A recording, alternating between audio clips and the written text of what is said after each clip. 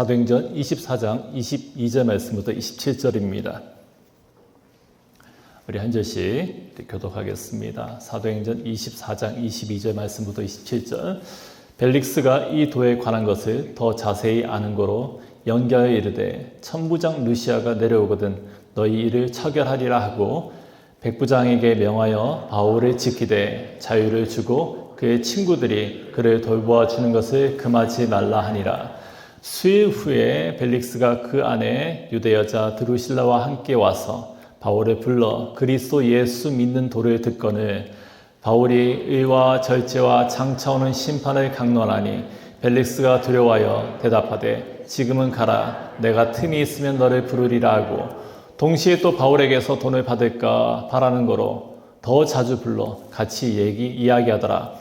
이태가 지난 후 오르기오 베스도가 벨릭스의 소임을 이어받으니 벨릭스가 유대인의 마음을 얻고자 하여 바울을 구류하여 두니라. 아멘. 예전에 제가 사역했던 교회에서 있었던 일입니다. 어느 날 한 번도 만난 적이 없는 한 여자분이 교회를 찾아오셨습니다. 이분 사연이 그런 거예요. 한국에서 남편과 함께 그 지역을 관광하기 위해서 방문했다가 남편이 갑자기 돌아가신 거예요. 그래서 그분이 그 여자분이 자기 남편을 위해서 장례를 치러줄 수 있느냐, 장례 예배를 드려줄 수 있느냐라는 그런 요청이었습니다. 그때 제가 조심스럽게 여쭤보았어요. 남편분은 평소에 하나님을 믿으셨습니까? 라고 여쭤보았습니다. 그러자 그분이 이렇게 대답했어요. 그 사람은 젊었을 때 한두 번은 교회에 나간 걸로 알고 있습니다. 그리고 또 성경 이야기도 너무나 잘 아는 사람이에요. 이렇게 말하면서 또 한마디를 덧붙이죠. 그 사람 아마도 하나님이 존재한다는 사실은 알았을 거예요. 원래는 한국에 다시 되돌아가면 교회로 나가볼까라고 우리가 얘기까지 했던 그런 상황입니다. 라고 그렇게 얘기를 전해 주었습니다. 그리고 장면은 잘 끝났어요. 사랑하는 여러분, 복음은 반드시 결단을 요구합니다. 믿음은 지식이 아니라 선택이고 순종이면서 방향을 바꾸는 겁니다. 우리가 매주 성찬식을 하잖아요. 성찬을 매주 하는 것은 그냥 이제 형식적으로 하는 것이 아니죠. 늘 제가 자주 얘기하는 거지만 성찬은 결단이에요. 예수 그리스도를 기억하고 예수 그리스도와 같이 그렇게 살겠다. 우리가 믿음으로 그 예수 그리스도의 몸과 살에 그 죽으심과 그 찢기심의 그 고통 가운데 우리가 동참해 나가는 거죠. 기억하는 거예요. 그래서 믿음이라는 것은 삶을 바꾸는 결단이라는 겁니다. 그런 점에서 오늘 본문 속에 등장하는 이 총독 벨릭스, 이 사람은 우리 모두에게 거울과 같은 그런 인물입니다. 이 복음의 진리를 누구보다 가까이 들었지만은 끝내 마음을 열지 않았습니다. 복음 앞에 섰지만 결단하지 않았고 결국 아무것도 바꾸지 못한 그런 사람으로 기록되고 있습니다. 오늘 우리가 말씀 묵상하는 가운데 듣기만 하는 신앙과 어떤 결단하는 그런 신앙의 차이를 함께 나누어 보기를 원합니다. 지난 시간에 살폈던 것처럼 바울은 죽을 각오를 했던 것 같아요. 가까운 이들이, 사랑하는 이들이 바울에게 예루살렘에 올라가지 말 것을 계속 권유했는데 바울은 올라갔어요. 그리고 그곳에서 유대인들에게 붙잡혀서 공회 앞에 서게 되었고 또 감옥에 갇히게 되었습니다. 참으로 외롭고 두려웠을 그 밤에 주님께서 바울에게 나타나셔서 말씀하셨죠. 담대하라. 내가 예루살렘에서 나의 일을 증언한 것처럼 로마에 가서도 증언하게 될 것이다. 그런 말씀을 바울에게 주셨어요. 이 말씀이 바울에게 큰 위로와 확신을 주었습니다. 하지만 상황은 여전히 복잡해요. 공회는 바리새파와 사두개파로 나누어져 있었고요. 이 혼란 속에서 로마의 천부장은 로마 시민권자인 바울을 보호하기 위해서 나섰습니다. 그런 와중에 바울의 조카가 바울을 암살하려고 한다는 그런 음모를 듣게 되었어요. 그리고 그 소식을 전해 주었죠. 천부장은 즉시 바울을 살리기 위해서 총독에게 보내기로 작정했습니다.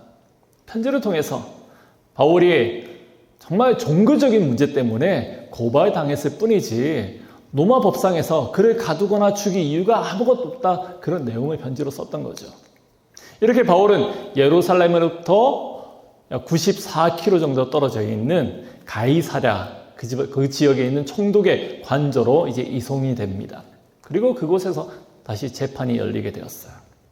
오늘 본문은 그 재판 중에서 총독 벨릭스가 어떤 반응을 보였느냐, 그 내용을 기록하고 있습니다. 22절과 23절 제가 읽겠습니다. 벨릭스가 이 도에 관한 것을 더 자세히 아는 거로 연기하여 이르되 천부장 루시아가 내려오거든 너희 일을 처결하리라 하고 백부장에게 명하여 바울을 지키되 자유를 주고 그의 친구들을 돌보는 것을 막지 말라 하니라. 벨릭스는 이 바울을 헤롯 궁전, 이 총독 관저가 헤롯 궁전이었습니다. 이곳에 마련된 감옥에 가두었어요. 하지만 그곳에서 생활은 친구들이 찾아와서 바울을 돌보아 줄 수 있을 정도로 자유가 허락된 그런 상황이었습니다.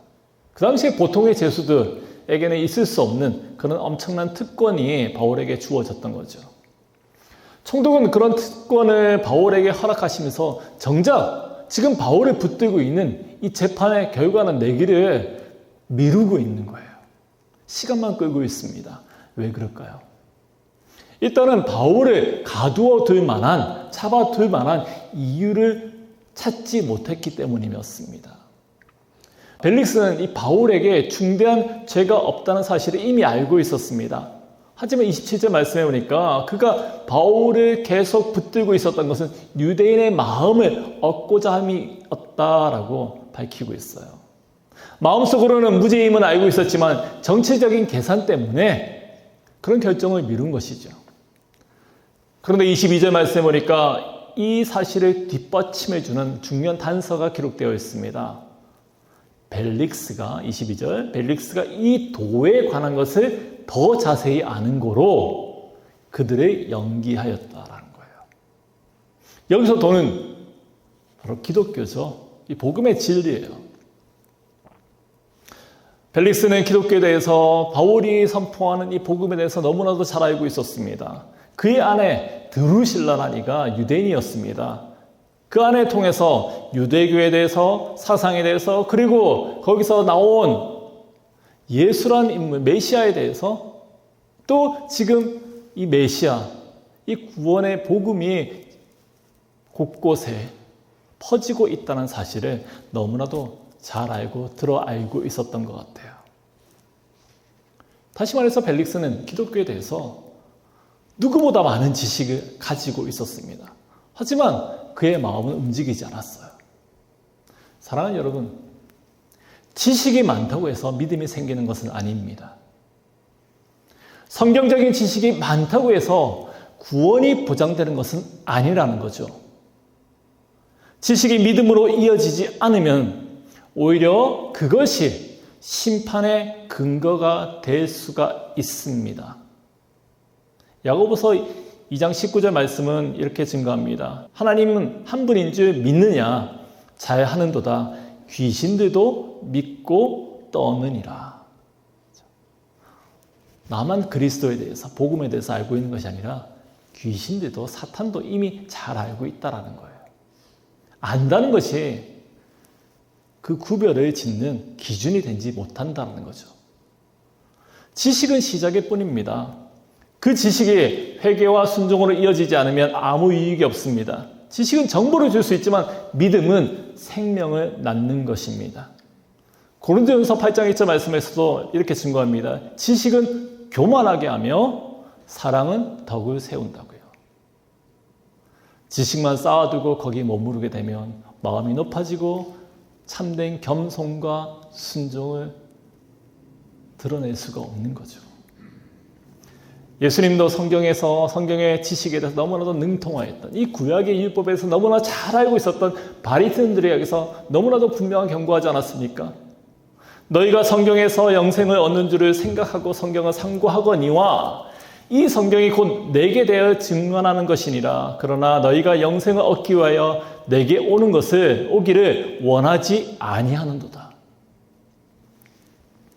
이와 같이 벨릭스는 지식이 있었지만은 믿음은 없었습니다. 그는 진리를 알고도 판결을 미루면서 시간을 끌었습니다. 믿음이 행동이 아니었던 겁니다. 하나님은 오늘도 우리에게 말씀 앞에서 회피하지 말고 미루지 말고 결단하기를 원하시는지 믿습니다. 24절과 25절. 수일 후에 벨릭스가 그 안에 유대 여자 드루실라와 함께 와서 바울을 불러 그리스도 예수 믿는 도를 듣거늘 바울이 의와 절제와 장차오는 심판을 강론하니 벨릭스가 두려워하여 대답하되 지금은 가라. 내가 틈이 있으면 너를 부르리라 하고. 벨릭스는 이후에 아내 드루실라와 함께 바울을 불렀습니다. 그리고 그리스도 예수 믿는 도에 대해서 들었어요. 25절 말씀 보니까 바울이 전한 이 복음의 핵심은 의, 절제, 장차 오는 심판에 대한 메시지였습니다. 이 세 가지는 당시 로마 사회의 사람들 참 듣고 싶지 않은 그런 주제였습니다. 의, 절제, 장차 오는 심판에 대해서요. 먼저 의에 대해 생각해 보겠습니다. 벨릭스는 로마 총독이었지만 그의 통치는 그다지 공의롭지 못했어요. 자신의 권력을 사적으로 이용했고요. 유대 백성들에게 뇌물을 받고 판결을 내리는 부패한 총독이었습니다. 역사학자 타키투스라니는 벨릭스에 대해서 노예의 정신으로 왕의 권력을 행사했다라고 평가하고 있어요. 겉으로는 로마 제국의 권력을 가진 총독이었지만 내면은 탐욕스러운 욕망에 사로잡혀 있는 노예와 같았다라는 거죠. 그는 정말 탐욕스럽고 잔인한 인물이었어요. 심지어는 도둑대를 사주해서 강도짓을 벌이게 한 이후에 그 물품들을 함께 나누기도 했다는 거죠. 그런 사람에게 의롭게 살라는 말은 너무나도 불편한 이야기가 아니었겠습니까? 그 사회는 벨릭스뿐만 아니라 로마 사회 통치권에 있었던 많은 이들이 그렇게 뇌물과 부패와 사치와 음란함이 가득하였던 그런 사회가 로마 사회였어요. 그리고 다음은 절제죠. 벨릭스는 당시 이미 3번째 결혼을 한 사람이었습니다. 어느 날 헤롯 1세의 딸이자 에메사라는 작은 나라의 왕비였던 드루실라를 보게 되었습니다. 벨릭스는 당시 16살 드루실라의 미모에 그냥 빠진 것 같아요. 그래서 이 드루실라와 결혼하고 싶어서 계략을 꾸며서 이혼하게 만들고 마침내 자기의 아내로 삼았습니다. 탐욕과 쾌락과 권력을 쫓아서 살아왔던 그에게 절제하라란 말은 마치 인생 전체를 부정당하는 그런 느낌이었을 것입니다. 그리고 마지막에 심판. 이건 하나님께서 모든 사람을 다시 살리시고 그들의 삶에 따라서 상을 주시고 심판하신다라는 그런 말씀이 아니겠습니까? 벨릭스 입장에서는 자신이 행한 모든 부정과 죄악들이 하나님의 그 공의로운 심판대 앞에서 낱낱이 다 드러나게 될 것이다. 그런 얘기를 한 거죠. 얼마나 듣기 불편한 이야기였겠어요. 바울은 이 이야기를, 이 복음을 정면으로 이 부부 앞에서 바울은 선포했어요. 그 말이 벨릭스의 마음을 너무나도 강하게 찔렀던 것 같아요. 성경은 바울이 전한 이 메시지에 벨릭스가 두려워하고 떨었다라고 기록해요. 25절 말씀에서요. 이것은 단순히 놀라서 그런 것이 아니에요. 양심의 깊은 곳이 찔린 겁니다. 마치 하나님께서 거울에 들이댄 것처럼 그는 그 순간 자신의 탐욕과 죄악과 모든 악함들이 낱낱이 드러나게 됐다는 것을 느낀 거죠. 다 까발리는 것을 그는 몸으로 느낀 거예요. 하지만 안타깝게도 그런 두려움이 회개로 이어지진 않았습니다. 그는 이렇게 말하죠. 지금은 가라고요. 지금은 가라. 내가 나중에 틈이 있으면 너를 다시 부르겠노라고. 이 말은 회피가 아니겠습니까? 도망가는 거예요. 그리고 그 틈은 다시 오지 않았습니다. 결국에 그는 노마에 소환되었고 불행한 최후를 맞이하고 말았습니다. 본문에서도 베스도가, 우리가 읽었던 구절 마지막에 베스도가 총독으로 부임하였다. 후임으로. 이 말은 벨릭스가 로마 중앙정부에 소환되었다라는 의미입니다. 그 소환 이유에 대해서도 학자들이 말하기를 벨릭스가 그동안 저질렀던 온갖 부정과 사리사욕과 잔인하게 그 다스리는 백성들을 어렵게 했다는 것들이 그 정부의 귀에 들어가서 불러들인 거죠.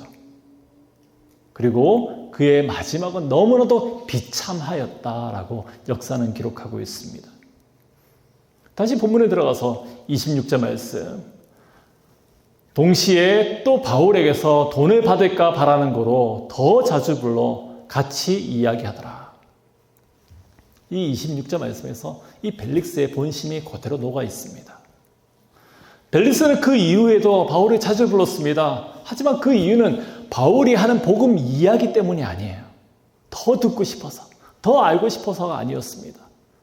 그는 바울이 로마 시민이고 이방 지역의 교회를 세우는 사도라는 것을 잘 알았습니다. 그 뒤에 후원자들이 있다라는 그 내용도 알고 있었어요. 사실 벨릭스는 바울이 예루살렘에 올라올 때 성도들이 모아준 구제 헌금을 가지고 있다는 그 내용도 이미 들어서 알고 있는 거죠. 바울에게 돈이 있다는 것을 알고 있는 거예요. 그래서 그 돈 때문에 혹시 내가 그 돈을 갈취할 수 있지 않을까? 그가 나에게 돈을 상납하지는 않을까? 하고 계속 자꾸 찔러보는 거죠. 어쩌면 이 바울이 나에게 뇌물을 주고 풀려나고 싶어 하지는 않는 것인가? 그런 마음이 있었던 겁니다. 이런 사람이 어떻게 변하겠습니까? 듣기는 듣지만은 전부 귓전으로 흘러 들어가는 거예요. 몸은 바울 앞에 있었지만은 그의 관심은 바울의 입에서 선포되는 그런 말씀의 복음에 있지 않았습니다. 바울에게 있을지 모르는 돈에 관심이 있었던 거예요. 여러분 얼마나 비극적인 장면입니까? 하나님의 복음을 자기 유익을 위한 도구로 사용하는 그런 마음이. 그런데 이것은 우리에게도 너무나도 익숙한 유혹이에요. 예배에는 참석하지만 진짜 목적은 어쩌면 조금 위로받고 기분 좋아지고 그렇게 가고자 그런 마음이 혹여나 우리에게 있지는 않습니까? 마음이 지치니까 한 주간 동안 참 힘들었으니까 말씀을 통해서 잠깐 힘을 얻고 잘 버텼다라고 그런 느낌을 받고 돌아가고 싶은 마음이 우리 가운데 있지는 않습니까? 그런데 선포되는 말씀 가운데 정작 내 삶을 바꿔야 되겠다. 하나님 앞에서 내 삶을 드러내고 회개하면서 나를 내려놔야 되겠다라는 그런 결단을 하지 않는 겁니다. 이건 마치 병원에 가서 의사에게 나 지금 아파요. 나 좀 진료해 주세요. 그랬더니 당신 지금 식습관이 문제예요. 바꿔야 돼요. 운동도 하셔야 됩니다. 약도 꾸준히 드셔야 됩니다. 그렇게 의사가 처방할 때 선생님 말씀 잘 들었습니다. 근데 그냥 주사만 한 대 놔주면 안 돼요. 아픈 건 내가 참을 수 있으니까. 마치 이렇게 말하는 것 같아요. 한 대만 놔주시면 내가 잘 자고 가겠습니다. 잠깐은 괜찮은 것 같지만 그렇게 느껴지지만 병은 나아지지 않는 거죠. 위로는 되지만 변화는 없는 겁니다. 그런데 성경은 단호하게 말해요. 야고보서 1장 22절 말씀에서 너희는 말씀을 행하는 자가 되고 듣기만 하여 자신을 속이는 자가 되지 말라라고요. 분명히 선포하고 있습니다. 히브리서 4장 12절 말씀은 어떻습니까? 하나님 말씀은 살아있고 활력있고 좌우에 나 있어 어떤 검보다 예리하다고 말씀하고 있습니다. 그래서 그 하나님의 말씀은 우리의 마음을, 우리의 어려운 이 심령을 위로하는 그런 손길임에는 분명해요. 위로받아야 되죠. 동시에 우리 안에 있는 죄를 낱낱이 찌르고 도려내는 그런 날카로운 칼이기도 한다는 사실입니다. 그 앞에 서기를 우리가 거부한다면 우리는 하나님이 주시는 진짜 회복과 생명을 얻지 못하는 겁니다. 벨릭스는 바울에게서 말씀을 들으면서도 그 말씀을 복음으로 받아들이지 않았습니다. 그는 복음을 자기의 유익을 위한 기회로 생각했습니다. 그는 총독이었고 권력을 쥐고 있었지만 정작 자기 마음속에 있는 이 탐욕을 이기지 못했던 그런 사람이었습니다. 복음은 우리에게 묻고 있습니다. 복음을 믿고 있느냐 아니면 이용하고 있느냐라고요. 오늘날의 이런 벨릭스와 같은 신앙은 하나님께서 어쩌면 부자 만들어 준다고 해서 예수를 믿는 그런 사람일지 모르겠습니다. 교회에 나가면 성공할 수 있기 때문에, 비즈니스가 잘 될 수 있기 때문에, 아니면 우리의 자녀들이 출세할 수 있기 때문에, 그런 목적 때문에 예수를 믿는 그런 사람일지 모르겠어요. 물론 하나님은 우리의 기도 가운데, 우리의 발음 가운데 분명하게 응답해 주시는 그런 능력이 있으시는 분이십니다. 그러나 하나님은 그것보다 훨씬 더 중요한 것이 있다라고 말씀하고 계시는 거죠. 우리가 들어야 될 것이 바로 그거예요. 우리가 이 땅에서 잘 먹고 잘 사는 것이 신앙의 목적이 되어서는 안 됩니다. 그것이 하나님께서 주시는, 어떻게 보면은 당신의 백성들에게 주는 보너스 정도라고 생각하면 될 것 같아요.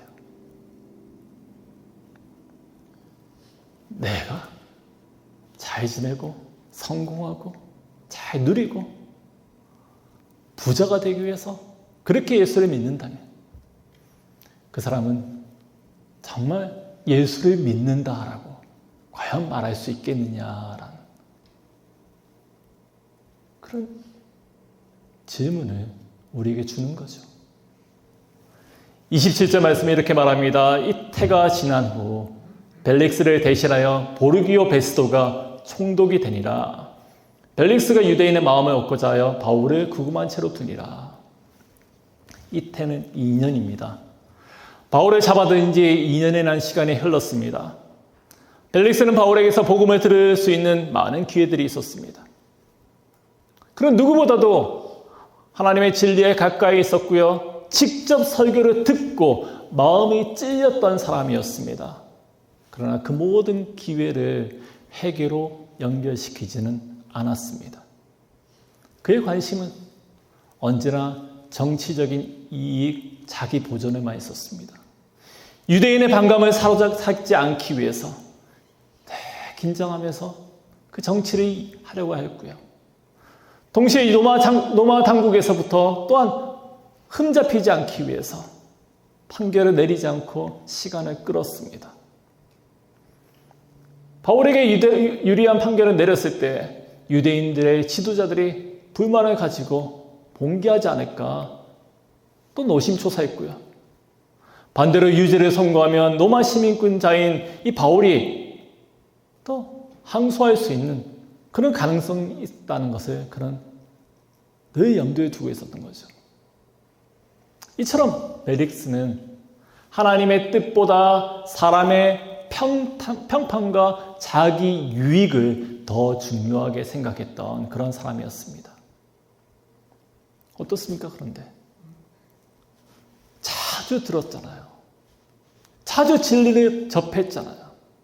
근데 그 진리 앞에 매번 결단을 미루었어요. 회개는 선택하지 않고 책임은 회피했습니다. 결국에 그는 바울을 석방하지 않고 시간만 흘려보낸 거예요. 은혜 받을 기회들이 있었는데 하나님의 자녀답게 결단할 수 있는 기회가 있었는데 진리를 미뤘고 그리고 그 미움은 영원한 상실이 되어버렸습니다. 영원히 기회를 놓쳐버리게 된 거죠. 사랑하는 여러분, 이 모습이 바로 죄 앞에서 너무나도 흔하게 일어나는 반응입니다. 지금은 아니라고요. 설교를 시작하면서 말씀드렸던 그 이야기의 주인공처럼 하나님에 대해서 잘 알아요. 성경 이야기 알고 있어요. 교회도 몇 번 가봤어요. 이제 돌아가면은 교회 나가볼까라고 우리가 얘기를 했어요. 근데 지금은 아니라고요. 내가 나중에 여유가 되면은, 애들이 크고 삶이 좀 안정이 되면은, 내가 좀 더 준비가 되면은, 그런 핑계들이 우리 가운데 얼마나 많이 있습니까? 그런데 그렇게 미룬 회개의 기회는 영원히 오지 않을 수 있다라는 사실을 우리는 이 말씀 통해서 꼭 기억하기 원합니다. 히브리서 4장 7절 말씀 우리에게 경고합니다. 오늘이라 일컫는 동안에 너희가 그의 음성을 듣거든 너희 마음을 강팍하게 하지 말라라고요. 다시 한번 읽어드릴까요? 오늘이라 일컫는 동안에 너희가 그의 음성을 듣거든 너희 마음을 강팍하게 하지 말라라고. 사랑하는 여러분, 총독 벨릭스 이 사람 복음을 들었습니다. 바울을 통해서요. 예수 그리스도의 이름으로 전해진 의와 절제와 심판에 대해서 직접 들었어요. 누구보다도 강한 메시지, 섞이지 않는 그 복음을 잘 배워 들었던 거죠. 그 말씀에 그는 찔렸습니다. 두려워하기도 하였습니다. 그러나 결정은 하지 않았습니다. 회개는 미뤘고 믿음은 유보되었어요. 그리고 그 기회는 다시 오지 않았습니다. 오늘 우리는 그와 같은 실수를 반복하지 않기를 간절히 소망합니다. 결단 없는 신앙은 아무것도 바꾸지 못합니다. 우리를 바꾸고 가정을 바꾸고 이 시대를 바꿀 수 있는 그 신앙은 말씀 앞에 무릎을 꿇고 순종하는 믿음밖에 없는 줄 믿습니다. 지금 이 시간에 주님의 음성이 들릴 때에 마음을 열고 반응하기 원합니다. 지금은 아니고 그 언젠가, 그것이 아니라 지금이 바로 그때입니다 라고, 바로 지금이 은혜 받을 때입니다 라고 고백하는 저와 여러분들 되기 원합니다. 주님 앞에 마음을 드리고요, 삶을 드리기를 간절히 바랍니다. 고린도후서 6장 2절 말씀 우리 같이 읽어볼까요? 고린도후서 6장 2절입니다. 자, 시작. 보라, 지금은 은혜 받을 만한 때요. 보라, 지금은 구원의 날이로다. 한 번 더 읽겠습니다. 보라, 지금은 은혜 받을 만한 때요. 보라, 지금은 구원의 날이로다. 아멘. 지금이 바로 그 때입니다. 기도하겠습니다.